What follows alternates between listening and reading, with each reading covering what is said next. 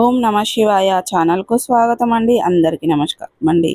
ఈరోజు ఈ వీడియోలో మనం కన్యా రాశి వారి యొక్క జాతకం గురించి తెలుసుకుందాం.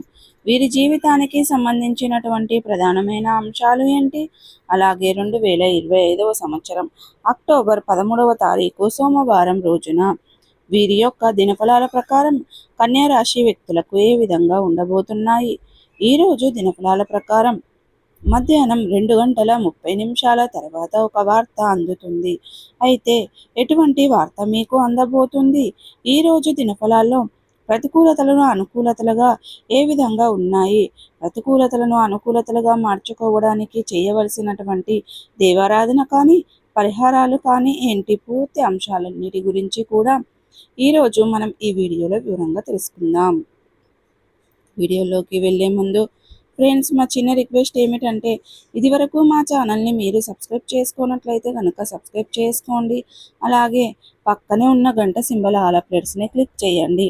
అప్పుడే మేము అప్లోడ్ చేసే ప్రతి ఒక్క వీడియో నోటిఫికేషన్ అనేది మీకు వస్తూ ఉంటుంది. నోటిఫికేషన్ రాగానే వీడియోను ఓపెన్ చేసి మీ రాశి గురించి, మీ జాతకం గురించి తెలుసుకోండి. అలాగే మీ ఫ్రెండ్స్ అండ్ ఫ్యామిలీ మెంబర్స్లో ఈ రాశి వారు ఎవరైనా ఉంటే వారికి కూడా షేర్ చేయండి. వారు కూడా వాళ్ళ రాశి ఫలాల గురించి, వాళ్ళ జాతకం గురించి తెలుసుకుంటారు. సో ఇక ఏమాత్రం లేటు చేయకుండా వీడియోలో వివరాల్లోకి వెళ్తే గనక, కన్యా రాశి అనేది రాశి చక్రంలో 6వ రాశి. ఉత్తర 2, 3, 4 పాదాలు, హస్త 1, 2, 3, 4 పాదాలు, చిత్త 1, 2 పాదాల్లో జన్మించిన వ్యక్తులు కన్యా రాశి కిందికి వస్తారు. ఈ రాశికి అధిపతి బుధుడు. ముందుగా వీరి యొక్క వ్యక్తిత్వాన్ని మనం గమనిస్తే గనక చాలా మంచి మనస్తత్వాన్ని కలిగి ఉంటారు. రహస్య స్వభావులు, మనసులో ఉన్నది బయటకు పెట్టడం వీరికి అస్సలు నచ్చదు. అలాగే సిస్టమేటిక్గా ఉంటారు.